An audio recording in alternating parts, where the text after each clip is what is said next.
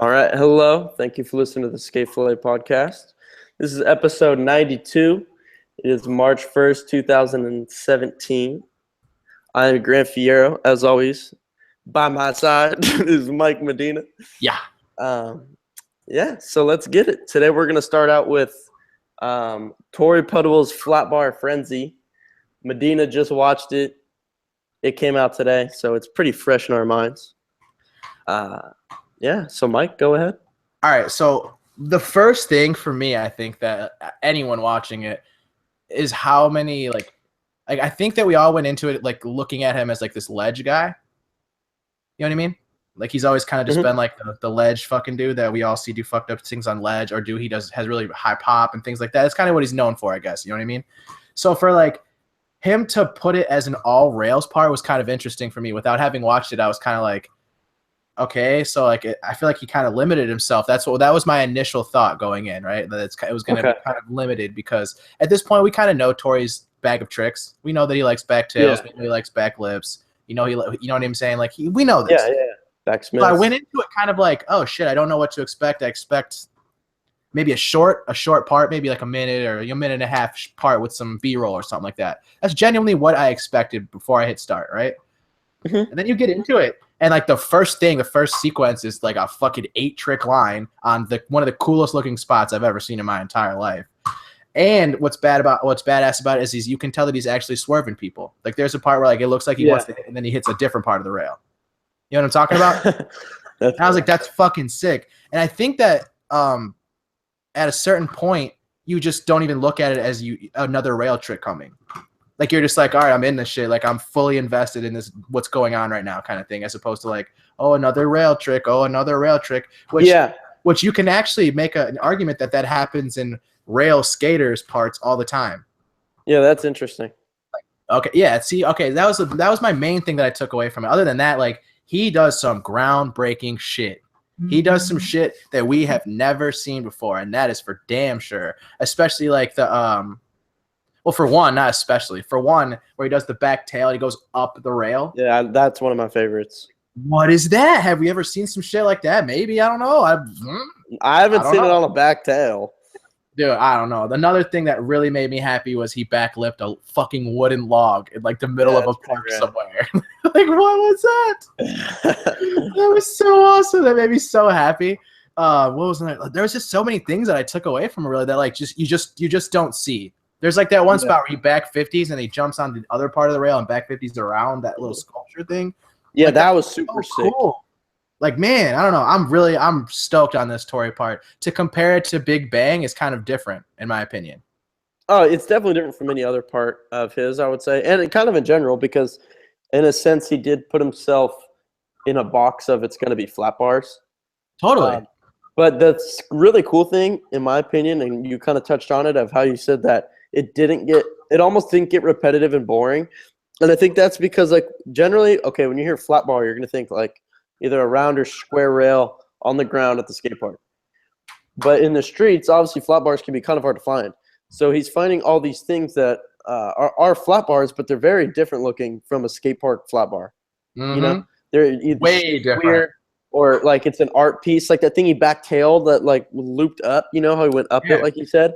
Like all these crazy looking spots that it's very pleasing to the eye because it's like weird architecture stuff. That opening line, I agree. I loved all the tricks in it specifically, and every time I see that spot, I'm just blown away at how that's even there, because it seriously looks like pretty much a skate park. Like it's like an A-frame rail. Like how often do you see that? But so I love it. I love just watching the spots. I love that he did something very different. Like I've never heard of someone doing this. Like I'm gonna do a full flat bar part. Totally. I think it's cool to see. There's a bunch of photos for the part and like an article in the New Trans World. So that's super rad, kind of that he just put all this effort into filming one part, like a part on essence one obstacle. Tricks that stood out, the back lip where he like drops on the back lip. I love that. Flip front lip on that, like it's like a little planter fence thing. It has like all these little loops. That was crazy. Um, and then you got a couple like backtail big flip and backtail back three flip, like real Torey tricks, which was cool on that like up bar. I think it angled up a little bit. And probably my favorite was the 50-50 on the swervy rail that was in the sand. I believe it's at Venice Beach. Was that the ender? Or Santa Monica. Right? Was that the ender? You know, I think so. although I watched it twice, I can't remember if that's the ender. My bad. But no, it's good. That freaking stood out. Look how scary that crap was, and the way his body was like turned to whip around that corner.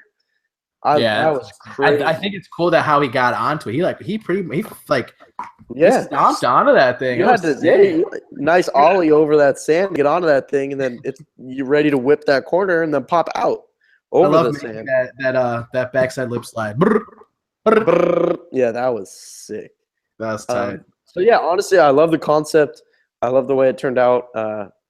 Torey, Eric Bragg. So obviously they've worked together for Plan B video. Have we seen a Red Bull part yet? I can't think. I'm sure it's happened. I mean, like I know they do like the little segments or whatever with things, but like this is like a full part presented by Red Bull, not by Grizzly, not by Plan B. Like, yeah, I mean that just means that they funded all his trips to go find Flatbars. Yeah, and he's got that ninja headband. That did crack me up. That goes did on crack me up how he had a headband on. Yeah, and he's like going karate mode with the headband. I don't know. I definitely think that's one of the must watches of the year thus far. Yeah, no, I think for me at least, the best way to describe it, like it's just super entertaining. Like I wasn't bored. I love the song. I love that band, Cage Elephant. Like it all just went so well. Yeah, exactly. And another cool thing is that I've seen kind of along the way. I think he filmed for it for about 2 years. Was on Instagram. He would post like from time to time, like if you got flat bar spots, like DM him or use this hashtag, because he obviously like I said before, flat bars can be hard to find in the streets. So he used social media to like find spots specifically for this part, which I just think is super rad. So yeah, honestly, I love the concept and I love the outcome of the video. Yeah, so moving along, another video part that was released today was Sean Malto, his Nike SB part for his dunk colorway. Mike, I know you're hyped. Go ahead, and then I'll share my. So wait, so what? When was the last part? 5 years ago? Pretty Sweet was 2012, but it was late 2012, so a little over 4 years, I guess, is more accurate. Crazy. It is. I feel like he almost was getting that label of like he hasn't put out footage in forever, kind of bullshit or whatever. You know what I mean? So I'm definitely. I mean, I think that. Well, it's weird because I received information that shoe was like accidentally for sale for a few like minutes. Like because they put them up and it says like pre-order usually, I think. Right? No, but it didn't say that. They messed up. The photo that I sent to you, like you could literally put it in your cart and fucking. Really, I want to look at that. I don't know what happened, but that is wild. I don't know if they jumped the gun on that or whatever. But I definitely saw that shoe, and then like what's funny is like 2 days later or the next day or some shit, all the Instagram accounts, all Nike and fucking Malto's posting about it, and I'm just like, interesting. And then literally like we get a teaser the day after and I'm just like, oh shit, it's going down. It's fucking going down. I was hyped because the way I heard about it was actually I was at the Transworld Awards last week. Or I guess that was like a week and a half ago now. We already talked about that. But I was talking to Theodis Beasley before the video played. And as it's already been announced in some interview where he said that he has a Nike part coming up. And I talked to him about that for a second and he said how Malto's part was coming out. First week of March is what he said, which is March 1st. So, yeah. And that got me hyped because, honestly, like you said, well, Malto's last part was pretty sweet. Then he's had multiple injuries for a long period of time. And we've seen him back and forth for a little while now, but pretty much what we've been seeing is Instagram stuff. So, I don't know, Beebles Park, the Barracks, wherever. And then, but, I mean, he's also been going on trips, obviously, for all this footage. So, I was kind of surprised. Like I didn't think in my head like, oh, he probably has a part coming soon. So it was kind of a surprise to me, but definitely like something I was hyped on. But I mean, what exactly about this part? I mean, I know a lot of stuff stood out to you.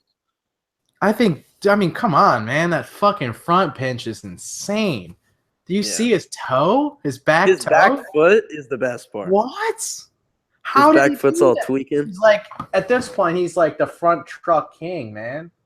Yeah, I would say so for sure. The front crooks, back over crooks. He has nose blunts. The front nose slide nollie back heel. Right when he gets into the front nose, the way his foot is hanging, his back foot's hanging off the board to flick the nollie back heel looks so amazing. Mm-hmm. Wow, that trick. The front crook can sit out to everyone. There's this one ledge that I think he does a nose grind on, or a hubba, I'm sorry. And that thing literally, it goes straight into the fucking ground. Like, it's in the teaser. It's like one of the last tricks in the teaser. The nollie flip 50? Is that what he did? Oh, the one where he nose blunts. Nose blunt. Yeah, the one. Yeah, he slammed on that one in the teaser. Dude, it looks. Yeah, yes, that one. That hubba, like, I don't think we've ever seen that one, have we? Off the top of my head, I don't remember seeing it. It looks tall. It looks tall. Looks fucked up. It looks tall. Massive. It looks like it goes straight into the ground. The nollie flip front 50 on that white hubba was buck. Although I can't lie, the first thing I thought of when I saw it was that Chris Johnson, not to down, I get that nollie flip front 50 is insane on anything. That's a crazy trick. But just because I think you don't see that trick that often, immediately seeing it on a hubba made me think how Jocelyn did it on Clipper and how insane that is. But Malto's did look super nice. Yeah, that I'm trying to think a couple. Switch Smith down that rails buck. I actually took notes, so I should pull up my notes. I've been doing that more. Let's see. Malto. All right. Switch heel back Smith on a ledge, and one of the lines at the beginning was sick. Switch nose grind, and he came like front half cab came out just straight on that bank derail. That's actually in San Diego, and it's now skate stopped. So the front crook. Switch front crook. Which one did he switch front crook? Isn't that the spot you're talking about? He did like switch nose grind. He was all the way pinched on the other side of his truck. Whatever. Yeah, I mean you were close, but no, that was cool. Obviously, just to see a San Diego spot, and Malto doesn't like go there often. I mean, like I've never seen footage that I can think of right now of Malto in San Diego, and the spot skate stopped. So we're probably not going to see much more footage there, other than I know Mikey Taylor did something because they were there together. What have you done there? I've just 50'd it and smithed it. Hey, was it in your part? It's pretty fun. What? Yeah, the Smith was. The 50's just like on Instagram. What was the name of your part? It was in Conditions. Conditions. You can find it on Grant Fierro's YouTube channel. Dude. Guy Mariano's front half cab flip was crazy. On that bank to barrier. Oh, and Antonio Dural's footage was sick as fuck too. How do we not talk about the switch flip and that ollie in? Wow. That dude's style is fire, dude. All those guest clips were great. Totally. And I've you know me, I've had my little shots at numbers. All I'm saying is that Antonio Dural, all those dudes, I've always said since day one the team is the shit. But that dude is like, we need to see more footage now. Yeah, well, I have something to say about Antonio. I feel like I said that weird. We'll get into that after Malta, though, because I want to go through these notes. Because I already said the front nose, nollie back heel. Front nose one side, nollie flip on that bank to ledge was incredible. I don't know how he nollie flipped out of that. And then switch flip, it was like a bump over rail, basically, but it wasn't actually a rail. That was I love his switch flips, the way he always shifties them a little front side. And doesn't really shifty him back. He just lands a little bit turned and works. His switch flips always stand out to me. And then the last thing I wrote, which we've already mentioned, was the fact that he front crooked for like half a mile and landed absolutely perfect. And his back foot was just toes on the board on the front crook. Dude, that video, that clip is going to be played for years and years. It's gonna be like that's one of them where like a couple years someone will just toss it on Instagram and it'll still like blow up. Yep, it's gonna be like the very definition of like how a front crook should look. What'd you think of the ender? What was the ender? Frontside 5-0. Oh, hammer! What? Yeah, at first I don't know. At first, I was like, that was super buck, but I kind of wanted something else right under. And then I watched it again, and I was like, that rail looks insanely scary. Dude, With the drop on the other side, and it just looks big and steep and gnarly. That's one of those things like it's fucked up because that's the ender. Exactly. Yeah. Like if any of us were at that spot, we'd be like, no way. Like it's a rail that I don't think I've ever seen anyone skate. It'd be one of those like unskateable spots for us. Yeah. Nope. Yeah. Oh, definitely. Yeah, and he front 5-0'd it out. So I was actually I liked the whole part in general. Yeah. I don't have any complaints. I enjoyed it. I always like Malta footage. I love his pretty sweet part.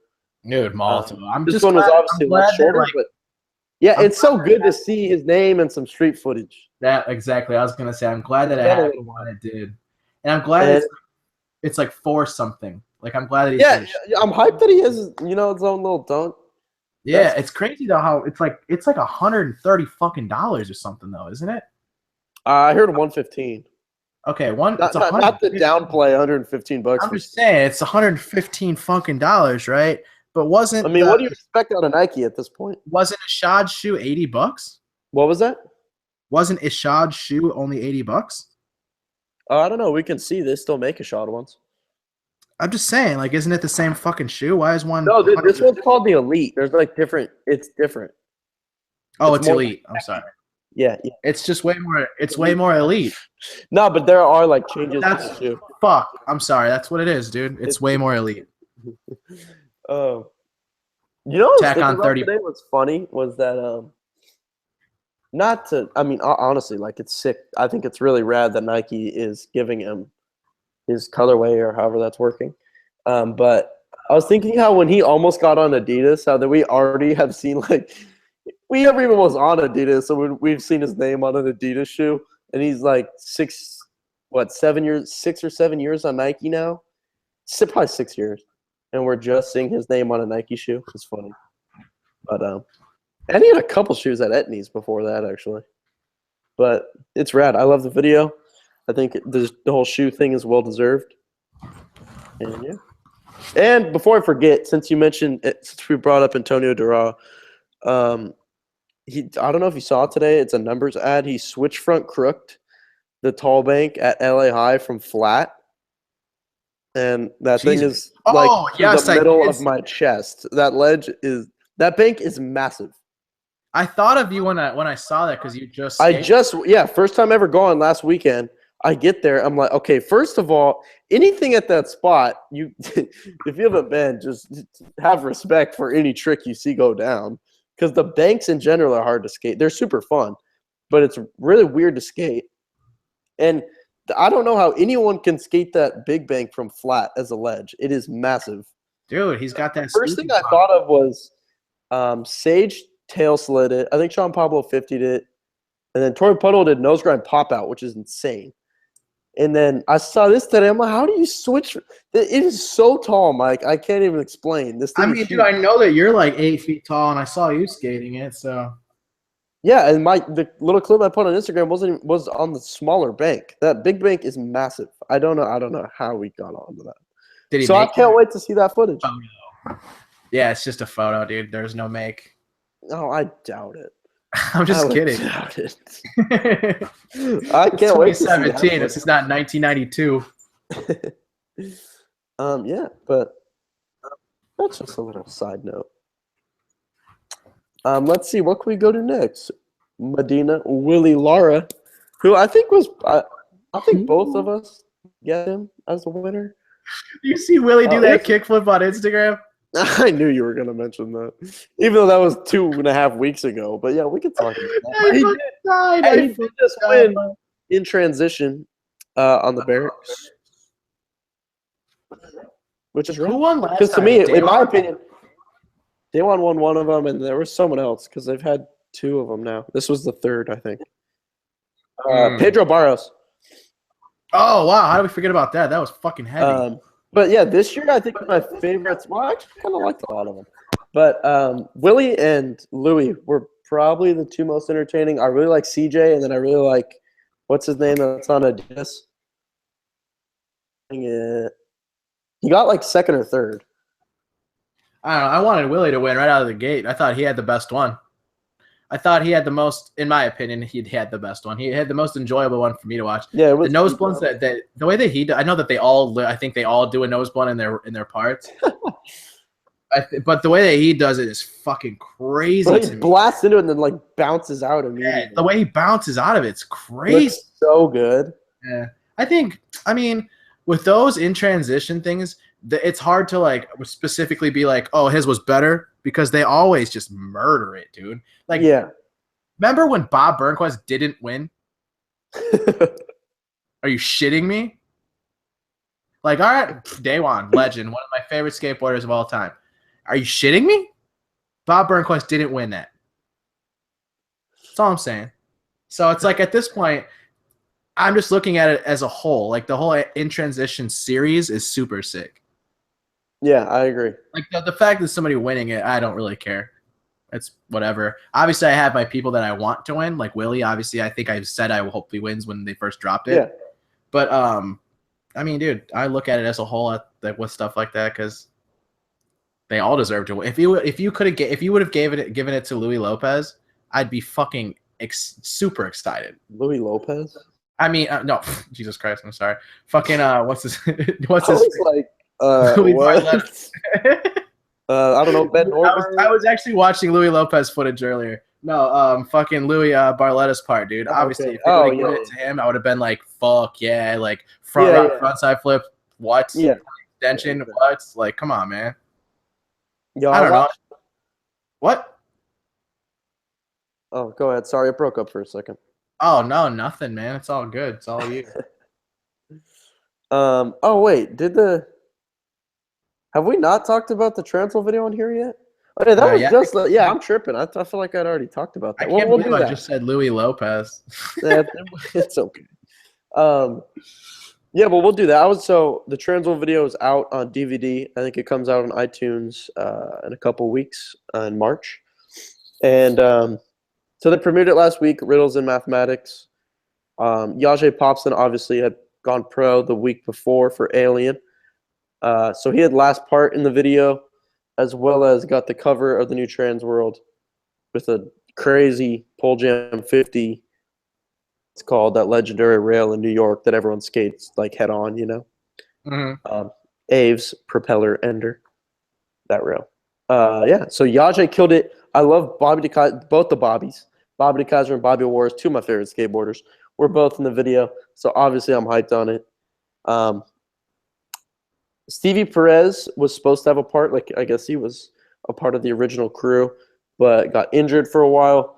So he has, like, his name comes on the screen, but it's like a little bit of footage and then just like guest tricks, and then his part is over. But it's cool that they still included him. He had some sick stuff. Definitely. Yeah, it sucks that he wasn't in it. He fucking shreds. Yeah. Agreed. Flacco's tacos. I hope he's got a bunch of footage stacked up, even though he was hurt for the Lakai video coming soon. I must think that's probably where a majority of his footage is headed, being that they're in the situation that they're in. Yeah.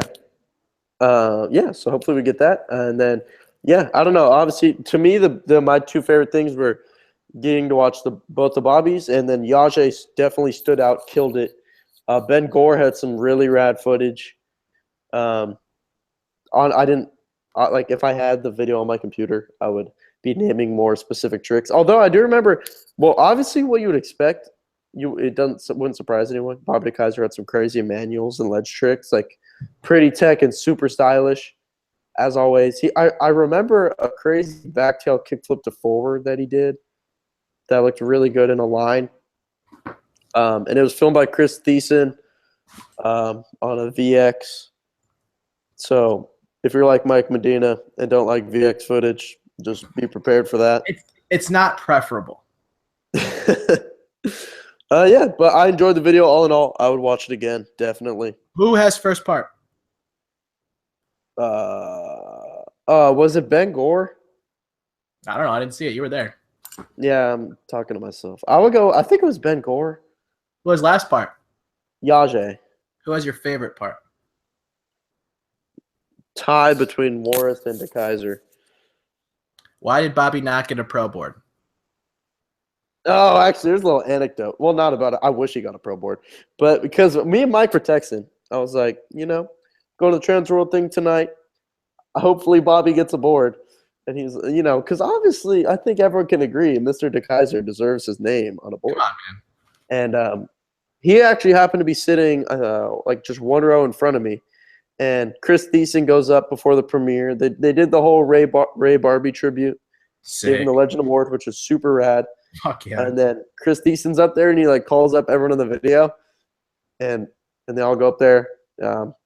Everyone that was there except Bobby DeKaiser just sat there, and then Chris Thiessen was like, they kept saying into the mic like, "Is Bobby here?" Like, they wanted Bobby to come up, but I don't know if I guess maybe just like his personality, he looked like little shy, like he didn't want the attention that they were going to give him, and he just wouldn't get out of his seat. He just wouldn't go to the front, which was super funny.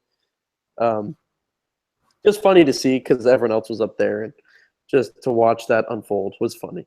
But definitely, hopefully he gets a board soon because me and Mike both agreed that he deserves it. I feel like that's like everyone's favorite. He's too fucking good. Dude, it's so fun to watch. So fun to watch. Hope maybe he's working on like a little habitat thing, and then out comes the announcement. I don't know, but yeah. So all in all, good video. I would definitely watch it again. What about what about Bobby Warris, dude? You're not gonna talk about more about Bobby Warris? What the fuck? Well, okay. All right. That's all I want.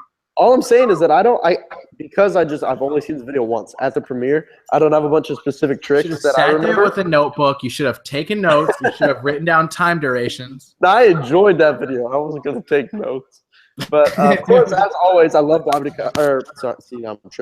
Warris footage. Power. I tweeted the other day. He has my favorite tray flips. The most powerful Bobby. Favorite tray flips, definitely very powerful skateboarder. That's a great way to describe it.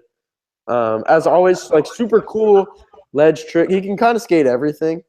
Ledges. He'll get buck on rails and stairs from time to time.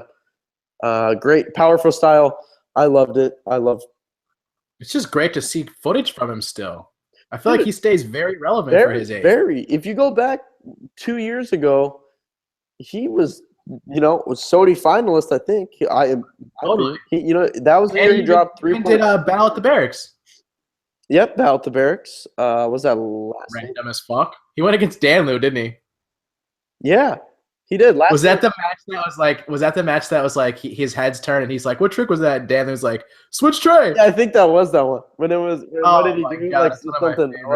Yeah, that was super funny. Yeah, no, I love Bobby. I always go and watch his the video called "Looks Good to Me" with him, and I wish I could say his name. Hejalte. That's Polar. He's a great skateboarder. I really enjoy his footage, but I don't know how to pronounce his name. But there's Shared Part, Looks Good to Me, that came out in 2016. I still go watch that video. Is great. Yeah, so Bobby Warris comes out with a ton of stuff, which is amazing. Where's his part in the video? Somewhere middle-ish. So this is one thing, was that they listed, I think it said featuring, or I think it was maybe starring or like that. And it was like like all the dudes that kind of were pushed more for this video. And then it said like featuring, and it said Bobby Warris and Stevie, because they both didn't have as much footage.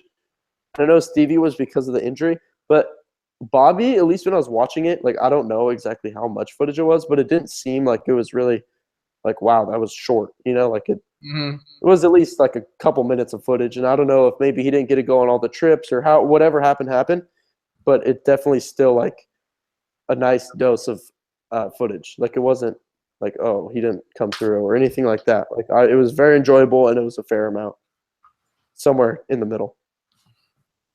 So ETN, which we talked about last week for a second with Roger, which is ran by Brian Atlas and Eric Bragg. They launched their app this past weekend with the live feed at Davis Gap with Jaws and Tommy Sandoval hucking, obviously. Tommy tried to frontside flip it. Not live, but they posted it, and I have the app on like the free 30-day thing. So I've watched the whole like hour episode or whatever.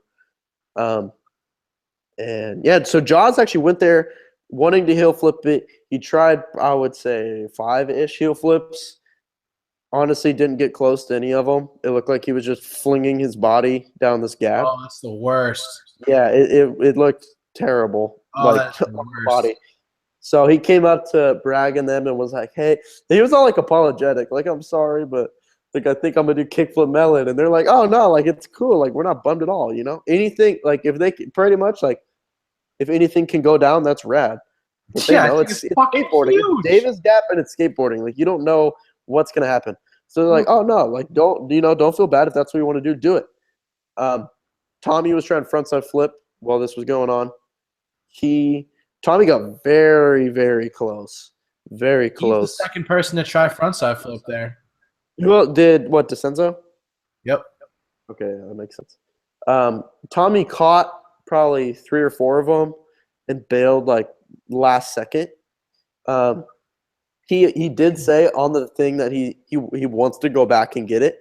And Yeah, honestly, from like watching his attempts, I would say that he most likely will, because this time, I think it was his first time ever skating the gap, and you could tell like he definitely looked very like cautious or nervous, whatever word you want to use, towards skating it, because it was his first time, which as he should. The thing is massive, and he's a hooker, so it's like obviously it's huge.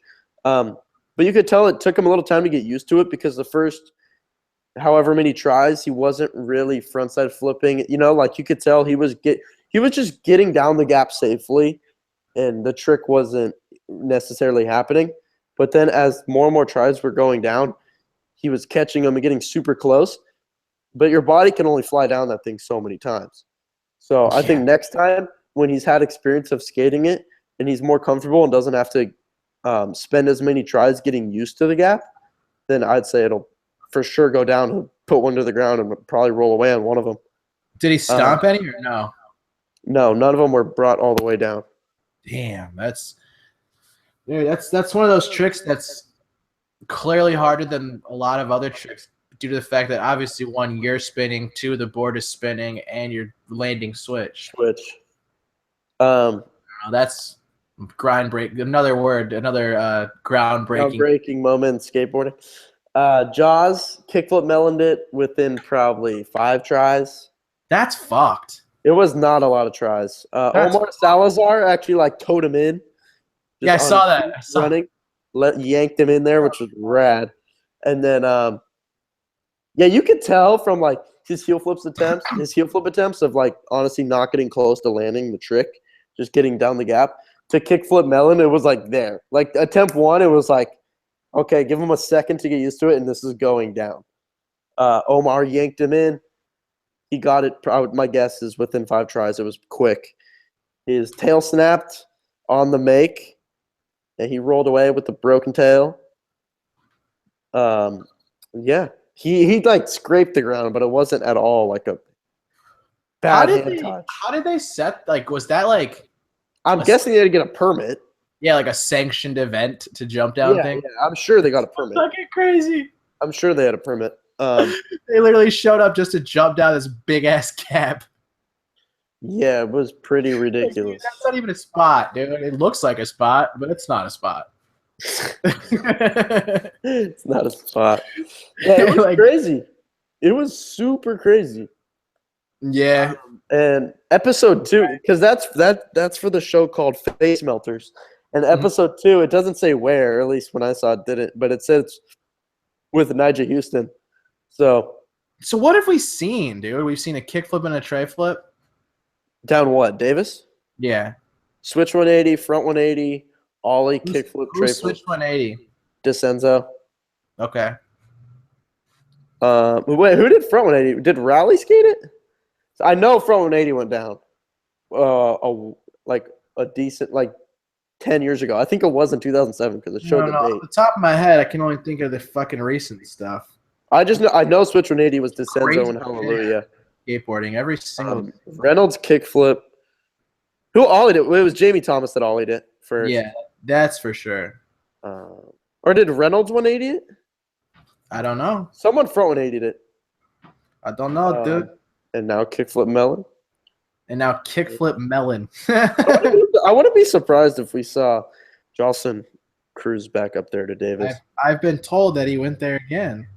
Yeah, maybe heart flip. Wow. That'd be buck or big spin. Ooh, wow. What do you think about heart? Oh, big spin is unreal. That's fucking unreal. If he hard flips it, that's gonna be so cool to see. Yeah, big spin would, in my opinion, be the craziest thing to go down. I mean, at the moment, I think tray flip is for sure the gnarliest thing. It's gotta be, especially the way he did it was just insane. It was perfect. You could see all that impact. His body like rocks forward, and he just holds onto it. Mm-hmm. Such a good tray flip. Yeah.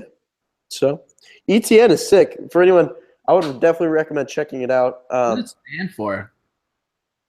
I don't remember.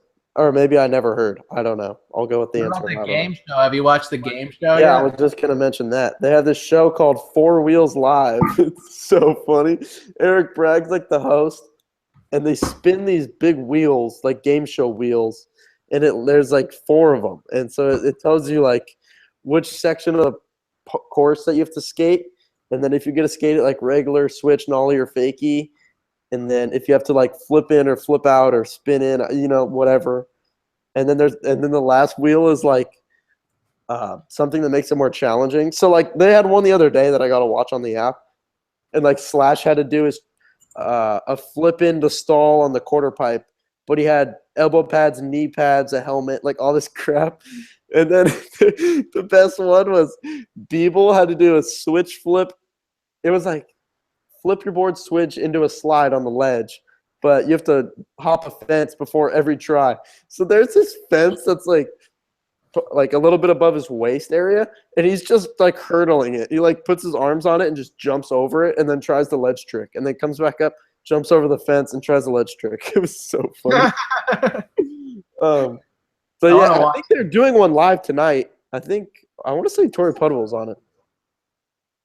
I hope. Maybe I'm wrong. I mean, isn't the app like $80 after a month? I think it's like 70 or 80 for the year. But yeah, I'm just on the free trial right now. You're gonna jump ship after a month or what? Are you gonna pay the 80? I would like to in the future. It's rad. I want to support it, but I'm not gonna drop that much money at the moment. That's a lot, dude, for a thing that I don't know anything about. I mean, that's why you got the 30-day trial. I guess. I need like a year trial. Episode 2 of Four Wheels Live is going to be today at 6 p.m. if you want to watch it live, or they post it. It's with Torey Pudwill and Wes Kramer, so that's going to be guaranteed hilarious. Big. Hopefully, they're probably just both going to be fried just skating. Of course. Dude, I want to see a shot on one of these things. It would be so entertaining. Yeah, Jim, get a shot on there. That would be so funny. I saw when they did the last one with Biebel, MJ was there, so maybe he's going to be in like an upcoming one or something. I hope so. Should be sick. Yeah, it's super rad, and they're actually covering Tampa. So yeah, that's how. If you're going to watch Tampa live this weekend, that's how you're going to watch it. What? Yeah. It's not going to be on StreetLeague.com? ETN. I think that's it. What the hell? And the way it works is that you don't have to sign up for anything, and you can watch all the qualifiers. But I think it's either the semis and the finals or just the finals. You have to at least be signed up for your free trial. So, like, if Tampa, next year at Tampa, if I still haven't paid, if I never signed up, then there's no way I can watch the finals, I think. At least that's what they're doing this year. That's fine. But yeah, I don't know. I back it. I think it's rad. But yeah, obviously it would be. But honestly, like everyone's gonna complain about spending money because no one likes to spend money. But I mean, $80. Yeah, but okay. But look, think about this. Think about how much money they're freaking putting into this thing. Like if you watch that game show and live feeding at Davis, like that stuff's gotta freaking be a lot of work, time, and money. Totally. Think about this. I can buy groceries or I can download an application on my phone. I'm not saying it's a bad idea not to buy it because I'm not going to do it right now. But what I'm saying is that, like, people have to understand that I don't think they're just, like, racking in money off the $80 that you're going to pay for the year. Like, I mean, somebody's got to pay for all those game shows, man. Exactly. All that crap has to cost so much. But I don't know. It's rad, and I hope it does well and succeeds. And then maybe in the future. Hence the reason why Skate Fillet is still very low budget. Yeah, maybe Skate Fillet. We should be on ETN. That would be sick. Yeah, we'll charge $80 to watch fucking Skate Fillet. Are you shitting me? Get out of here. No, we're just one of the shows. All right, hit Bragg up, dude. Hit up Bragg and Brian Atlas. What's up, dog? Skate Fillet, ETN, collab. Yo, if you want us, we're down. If you want us, it's going to cost you. No, I'm just kidding. We don't work for free, Bragg. I love what you're doing, Bragg, honestly. Dude, it's something so different for skateboarding. So different. Oh, yeah, I forgot Bragg was on here a while back. That was a good time. Dude, oh my gosh. Can you imagine, like, we're like, well, you haven't seen this game show yet, but if we were like the host, like, we're like during the game show, we're commentating like at a table. We would kill it. It would be so funny. And then it ends, and then we do our Skate Fillet episode. We would kill that. Anyway, what's next? Oh, so Carlos Ribiero was on the 9 Club this week. The 9. And we'll get into the whole episode, whatever stood out to Mike or I. But one thing, which we're both kind of late on, I'm to be straight up. I guess this was more announced at Agenda, but I just didn't hear about it. LRG cut the skate program. I noticed like last Thursday or something, like right after Skate Fillet. I was like, I feel like no one posts about LRG. And then I go on Instagram and I type in LRG skate, and it's just like, this user doesn't exist or something. I was like, what? And then I like started going to Miles' post, and I was like, why is there like nothing about LRG? And then I went to Trent McClung, and then he has a photo with like the whole team from a 1947 trip, and I don't remember the caption, so there's no point in me trying to say something like it was the best times. Exactly. Yeah. Sad faces or something. And I was like, oh well, yes, LRG skate's done. And then it was a topic on the 9 Club. So LRG no longer has a skate program. They're out of skateboarding, doing their lifestyle or whatever they want, streetwear. I don't know. But yeah, honestly, I didn't know about it until this week. Even though it happened like a month and a half ago, I heard. All right, that's when Trent posted it. It was like 6 weeks ago. So not the newest news, but new news to me. So I thought we might have, and it was mentioned on the 9 Club, so we might as well bring it up. But were you surprised by that at all, Mike? Not really. Just because of what? You don't see enough people wearing it? I think that I had it explained to me the best way.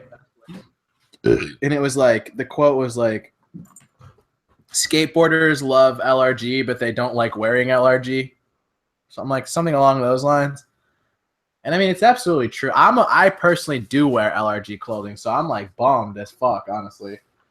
But you don't really see people wearing it that often, man. Like, let's be honest. Yeah. It's kind of similar to the case of 4-Star, where everyone likes 4-Star, but people are clearly not buying 4-Star. I was just going to mention it, how we talked the past couple weeks about how it's going to be so tough for apparel brands. And LRG leaving skateboarding is just another example of that. Totally. But to me, honestly, I was a little surprised. I wasn't shocked by the fact of, I agree, I don't see kids at the skate park every day wearing LRG shirts. Nope. But I just didn't see, to me, it was always, I've never been someone that's like super into LRG, so I don't know everything about the brand. Mm-hmm. And I knew it was a little more than skateboarding, and the fact that they have probably like artists and different streetwear and stuff like that. But I didn't realize that skateboarding was just like one program to them, and like they would cut that. To me, it was almost like 4-Star. Like, it's like 4-Star is going to not be a skate brand. It's like, then 4-Star is not going to be a brand, you know? Like, that's what it is. And so exactly. I didn't realize that LRG came from the streetwear. Yeah, I kind of didn't realize that. I knew that they had that was a part of what they do, but I never really knew what was like the main focus or where the money mainly goes or where it started, you know? So I didn't realize that happened. I wonder, like, it seemed, all right, to me, from an outsider, obviously, it seemed like 1947 did really well for them. Yes, but so, I mean... apparently that's just not the case. Yeah, I've never been one to honestly, like, be... Like, it just wasn't a brand that I was super into. I wasn't buying the products. I wasn't like, oh, LRG. But I watched the video. I enjoyed 1947. I liked a lot of the team riders. Yeah, I think that was the main thing. It's like team riders keeping the program alive, and then I guess the video. I don't know, man. It's one of those things that's just like, okay, like you know what I mean? Bummer. Yeah, agreed. Interesting. Anything else from Carlos Ribeiro's 9 Club they want to touch on? I mean, I think that it was not to say like uneventful, but I mean, I didn't think that there was very many. I just think that he's a really funny dude, and it was a good one. It wasn't one of my favorites, but it was awesome. Yeah, for some reason, like I could see if someone was like I was thinking of Drew when I was watching it. I was like, I know Drew would get so over Chris Roberts trying to talk in Portuguese right now, but it's cracking me up. Like I was literally listening to it, just laughing at how funny him trying to talk in Portuguese and the stuff Carlos was saying. Obviously the video part talk was interesting. Yeah, nothing crazy that like news breaking or anything like that. But I think he was a cool guest to have, though. That's for sure. I agree. I think they had cool chemistry. It was cool hearing about his just coming up from Brazil and moving to Spain and then to Emerica. And I don't think a lot of people knew that. Yeah, I didn't realize that he went to Spain for a while. I had no idea. I just figured it was Brazil to the States. Mm-hmm. The board sponsor talk was cool about chocolate, Plan B to chocolate to primitive. I never knew. What was that? I think he'd be a really cool look on chocolate. Yeah, that would have been rad. I agree. That would have been really cool. I wonder if that was during like the whole Trunk Boys move, though. Trunk Boys was like super popping off that Pretty Sweet. Was it pretty? Yeah, you're right. That's mainly when that was super. You're right. The thing, you know. So it seemed like I remember when that Trunk Boys shit was going on. It was like it seemed like their entire marketing strategy was aimed at Trunk Boys. You know what I mean? Mm-hmm. I don't know. Yeah. I'm hyped on Carlos. He's probably. I mean, if I'm being honest, he's probably my favorite dude on Primitive. Mm-hmm. Other than Paul, I think obviously Paul is like the legend. You know what I'm saying? But as far as other people on there, he's probably my favorite person on there. Okay, that's rad. Yeah. So yeah, another good episode of the 9 Club. It's worth your time. Yeah, definitely. Especially if you're like driving around for a job, or if you're like in a fucking cubicle at a desk at a job, or if like you're one of those kids who doesn't give a fuck about using their phone in high school and shit. Like like podcasts are so good for that. Yeah. I agree. Like I drive around all the fucking time, all day, so I just literally listen to the podcast. It's like what I do. It just gets you by. Nice little weekend buzz, 9 Club. Totally, that's exactly what I'll do. I feel like it's kind of hard to determine at this point which ones are podcasts. What makes it a podcast now? Why are we a podcast? We're not even on iTunes anymore. I feel like to me, I don't know the definition.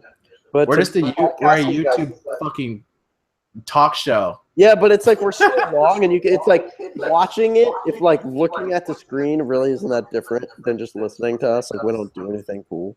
Like I'm boring. I have a 100th Acre candle though. If you want to go to 100thacre.com, you can buy yourself one. Yeah, all I got is like half a lampshade and a wall. But yeah. I don't know. I feel like it's kind of due to the length, but maybe that's just me not knowing enough about it. What's a podcast? I need somebody leave in the comments like what they think a podcast is. I'm really curious to find out. We could just Google it, but I feel like a Google is just gonna be a nonsense fucking thing, though. Well, as we're just talking about chocolate, did you see that Kenny Anderson chocolate chip edit made by our viewer Daniel Policelli? I hope that's how you say it. He texted me it phonetically, and I hope I got it right. I feel like it's something that I wouldn't have really noticed, I guess, had you not shown it to me. Dude, it's so good. I've probably watched it 6 times. 6? Probably, 5 or 6. Because you know how YouTube shows you like recently viewed or something like that? It'll pop up. And if it pops up, I'm like, whatever. Let's just watch it again. Because honestly, like Kenny Anderson is one of my favorite skateboarders. We haven't seen a ton of like a full video part from Kenny in a while. There's been things here and there in montages or ads, stuff like that, which is fine. But if it's a re-edit of a bunch of his footage put together, like I might. That's legit one of my favorite skateboarders. In my opinion, one of the best styles ever. Ever. Great trick selection. He's one of the only dudes that can make a flat ground back 180 look that good. Mm-hmm. Yeah, so I love Kenny. I love the edit. Daniel killed it, as always. The link, we're on it. This skate fillet. We put pretty much all the links to the topics we're talking about are in the description. Yeah, so we're on it. it. Go watch that. We're working on it. Hashtag. Daniel's texting me right now. He's liking the props. We're working on it. So go watch that. Maybe, Daniel's probably going to do more because he's been knocking them out recently, and they've been getting a bunch of coverage. Everyone's been reposting them. I'm not trying to cut you off, but I have an answer. To what podcast? Yeah, go for it. A podcast, according to Google, is a digital audio file, so we're already fucking up, made available on the internet for downloading to a computer or mobile device, typically available as a series, new installments of which can be received by subscribers automatically. So we got the second half of that. You can download it. Just go to Clip Converter and put our YouTube. We're a podcast. Yes, we live on YouTube. That's fine. We're a podcast. The best podcast in the world, according to Drew. You told me, I talked to him on the phone recently. He's like, hey, you change the intro at all? I was like, honestly, I just haven't been saying the best podcast because I just don't really like saying that. And he's like, you're messing up. Like, you screwed it all up. I'm like, what? He's like, if you don't believe that you're the best, then you're not the best. I was like, I just don't like to say it. I don't like proclaiming things like that. Like, if you like Skate Fillet, listen to Skate Fillet. I like what we do. I think people like what I do or what we do. But I'm not gonna be like, I don't know. I just don't like saying it. I like when Drew said it. It was a lot cooler when he said it. Exactly, because when I say it, I'm uncomfortable saying it, so it just sounds stupid. But like, Drew, with all the passion, like he's all hyped, he's gonna say it. It's gonna sound good. That boy is I miss Drew, man. Shout out to my homie. Yeah, Mr. Days, Officer Days. Shout out to you, my brother. Miss you, dude. Okay, I hope he listens to these. He's been listening to some of them. Good. Yeah, he was texting me. Jeremy Leabres and John Dickson. Oh, heavy. Some footage for the Wino G6. Is it Wino?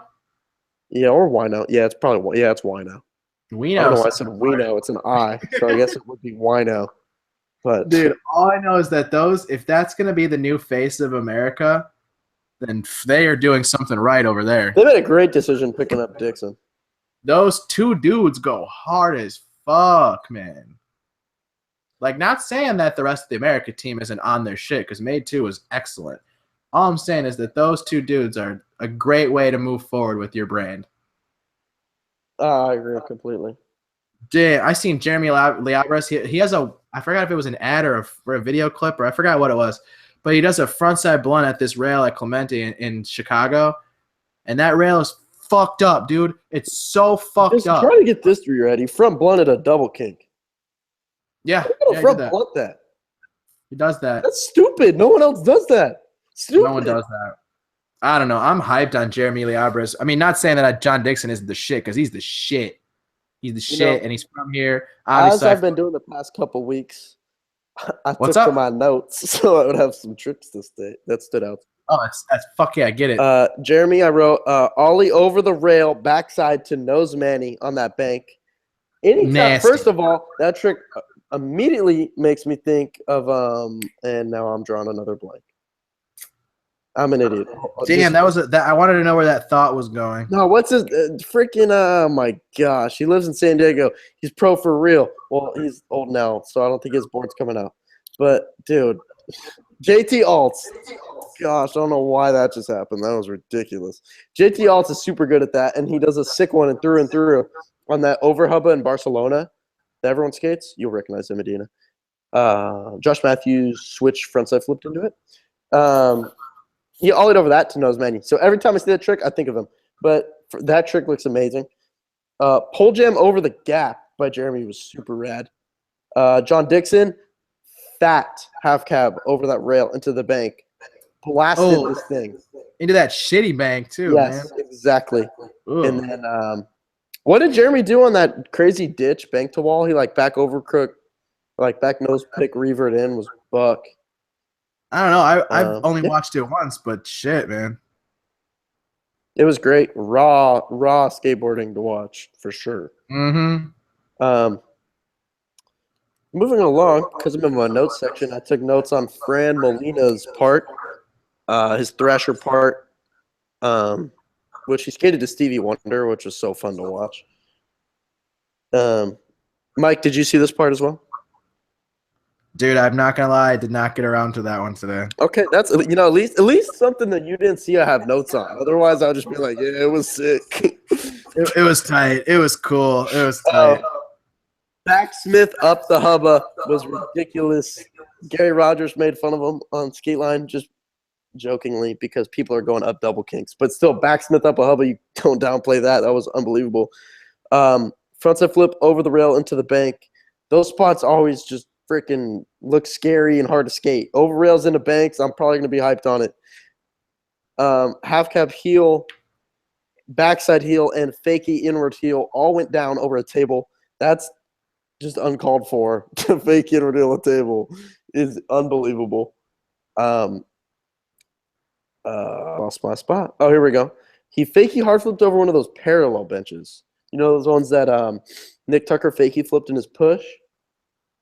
He fakie hard flipped that, which is buck. And then he did a massive kickflip backsmith on a flat ledge. It was like waist high. The thing was huge. Kickflip backsmith it. Made me think of Torey Pudwill. Weird. What was that? Fakie hard flip over something is so fucking weird, man. I've never tried that. It makes sense in the sense of like the way the board's spinning, it's going away from the whatever object you're going over. But that trick's kind of just awkward in general. So over flat. Yeah, I've never done anything other than flat. I'm not doing it over shit. Yo, you should learn fakie ghetto birds, Mike. No way. I don't get ghetto.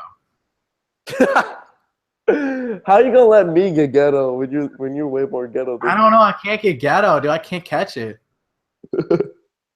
I'm trying to get ghetto later, maybe. I don't know. They're perfect to learn on hips. And you love hips. And you go to Fargo and there's a hip there. I prefer a hip. That's one of those tricks that it's just like you learn it on a hip and then go to flat. What do you do it? You pull up front side? Yeah. Are you sure? That's how I did it. Always do it.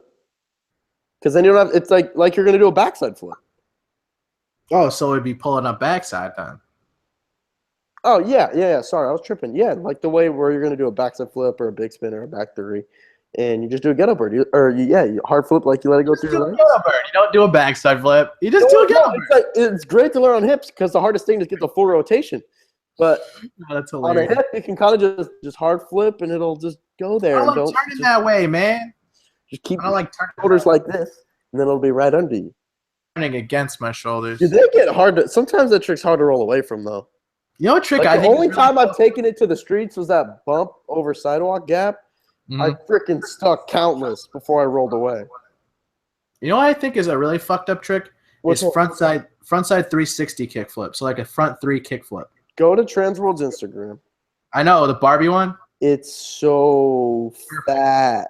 That's literally that's what just inspired that topic. It's so fat. And that was what, like 30 years ago? He blasted off that thing. No, it's funny. I was talking about this trick the other day. You know who else did a crazy one?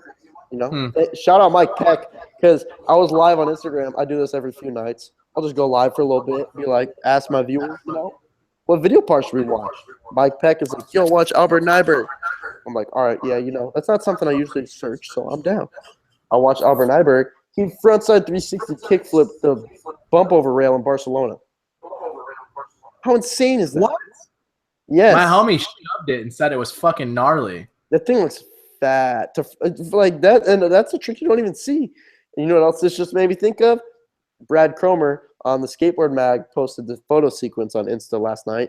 Bump over table, back 360 kickflip looked amazing. I cannot wait for that footage. Cromer's insane, dude. One of the best. So slept on. I hope they're working on a crooked video, and I hope that's in it. Because he's so slept on. Dude, Cromer is unbelievable. He could do anything. Yep. Do you remember just that like best of Insta edit? How absolutely fucked that was? Yes. Transworld Outliers, his part goes his crooked growing pro part, unbelievable. And dude, I think that him and what was that other dude that did like the Instagram, Nick Garcia? Oh yeah, he does crazy. Who are these doesn't dudes? make sense. How are they not getting the big money? Maybe they don't want it. They're too real, dude.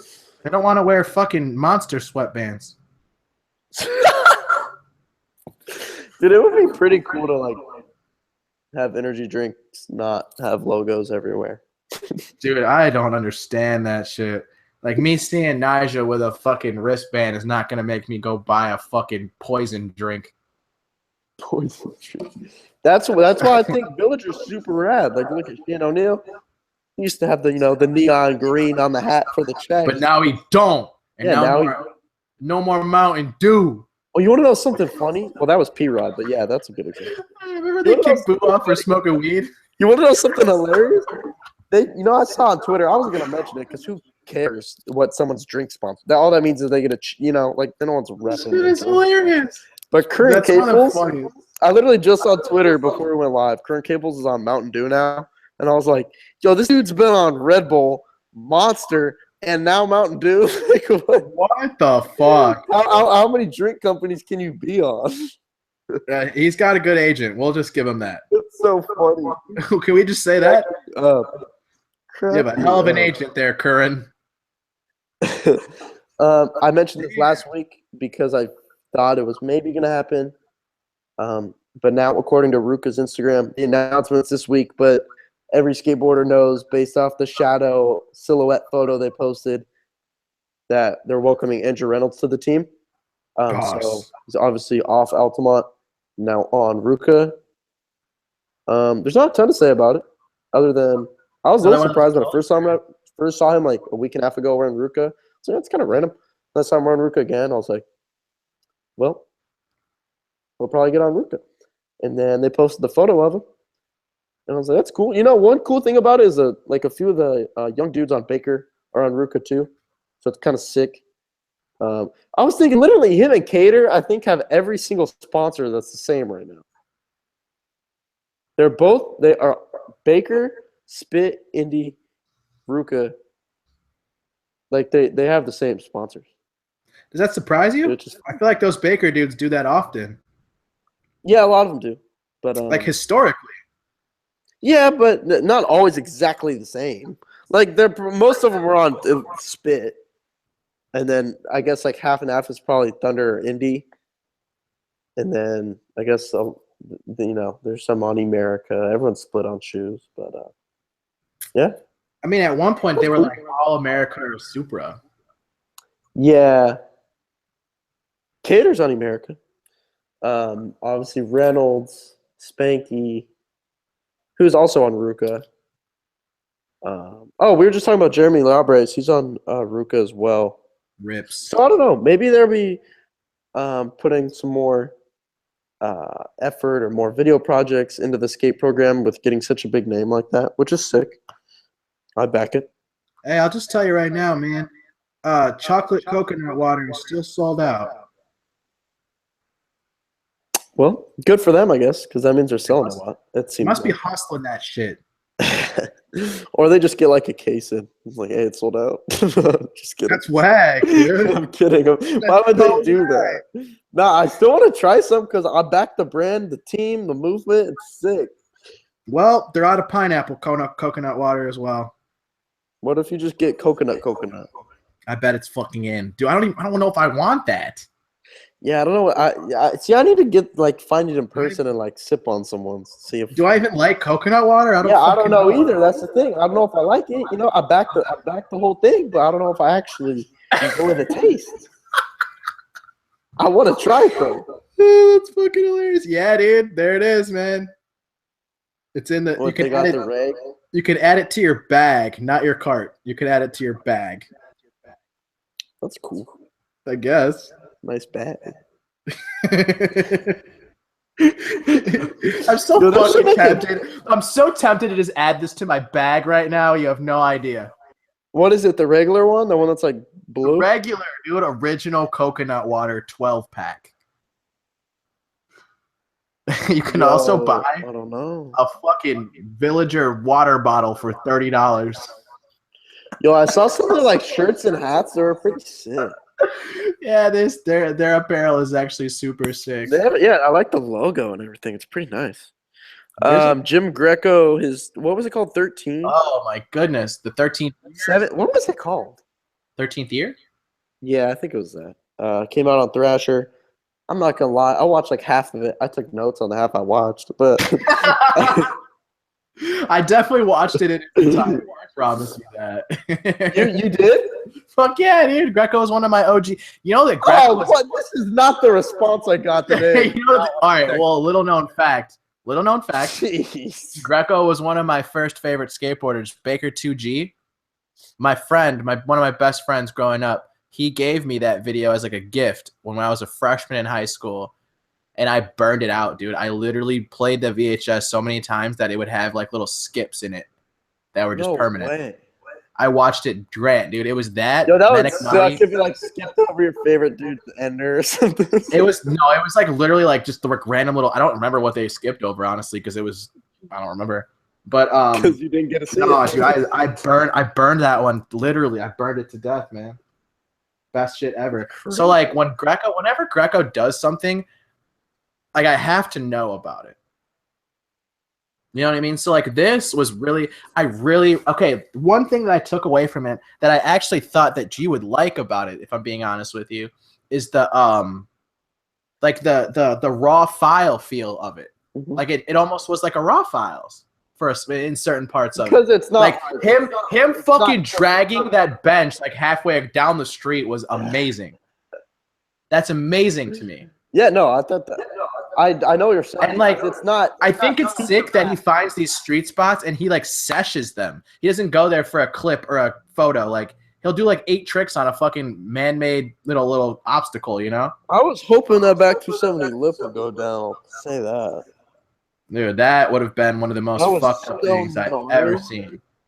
I don't understand how he's so good at back threes. He does like 80 in this part. He's got him very, very well. It's crazy how good he is. The kickflip on that brick quarter pipe, that's the new Thrasher cover. Yeah. You're talking about the kickflip 5.0 or just the kickflip? Just he does both. Yeah. Well, I thought he went to back D on him.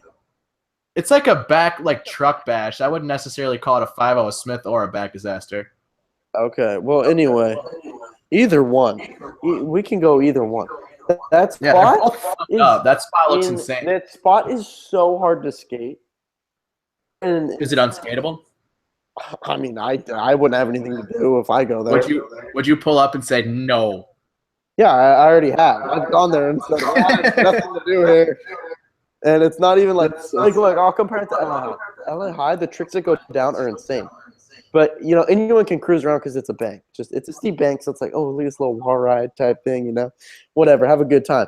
This brick quarter pipe, it's like you can't – most people won't be able to go to it and have a good time. Maybe like day one or something. But, like, it's so hard to skate. So hard. Anything that goes down on that, ridiculous. So the fact that he kickflipped it is incredible. And the little kickflip truck bash thing was buck. What would you call it? I would call it just like a truck bash because it wasn't a 50, it wasn't a 5.0. It was just kind of he smashed that fucker down there. He lip slid that friggin' super tall bump to bench on the sidewalk. That was sick. I wrote that down. I actually thought it was a lot cooler than you're making it seem. Oh, I just didn't finish it. I'm gonna be honest. I was a little bored, but it could have just been my mood, and because I was like, I probably did at school. I was doing homework, and then I wanted like a fast-paced thing, and it was slow. And I'm not to say that that's bad. It's kind of factual. Like it's not a fast-paced video. But yeah, I just need to finish it. But there's rad skating in it for sure, 100%.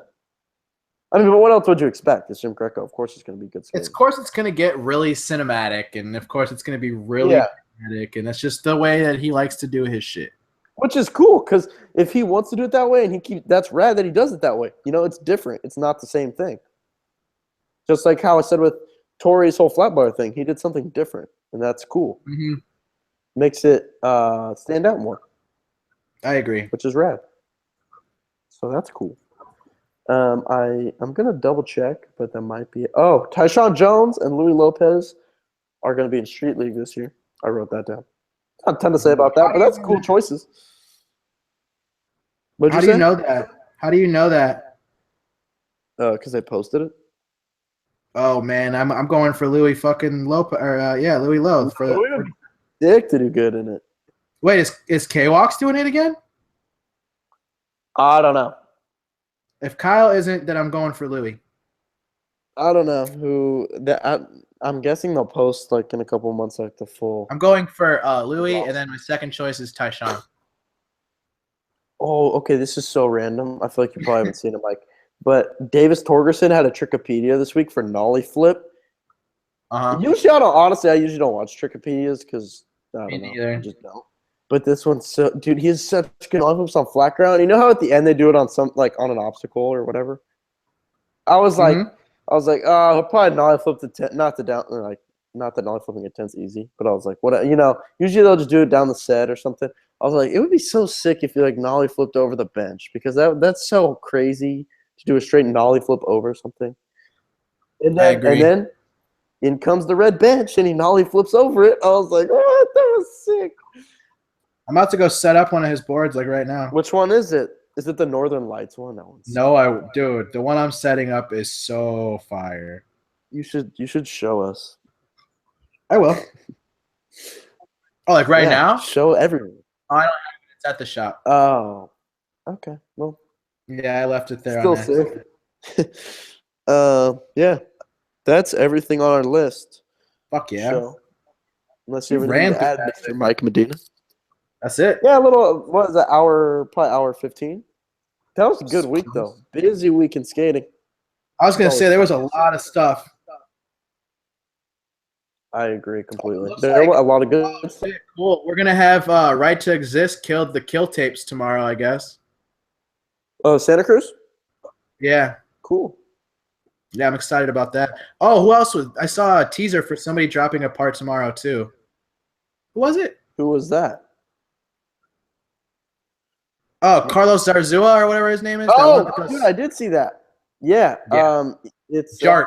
Pro for Jart or Yart. Is it Yart or Jart? Fart. I think because it's a J and you're in Europe, it's Yart. But, in Europe, do you use the J? I don't know. If you're in America, it's Jart. Depends geographically where you're located. The definition of the difference between Hellas and Hellas.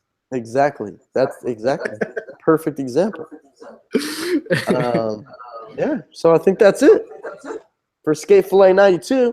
We're gonna be back next week with 93. We got a guest lined up. I hope it works out. And yeah, I think you guys will be hyped if it does. We're almost at 100, dude. What are we gonna do?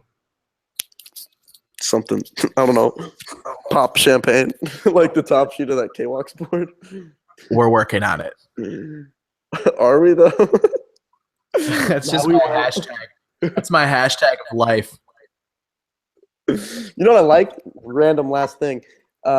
Girl, you know how they did that one tour? We're with Malto. Yeah. I still just think that's hilarious because they were hashtagging it, promoting his new Nike part. I was like, that's really funny.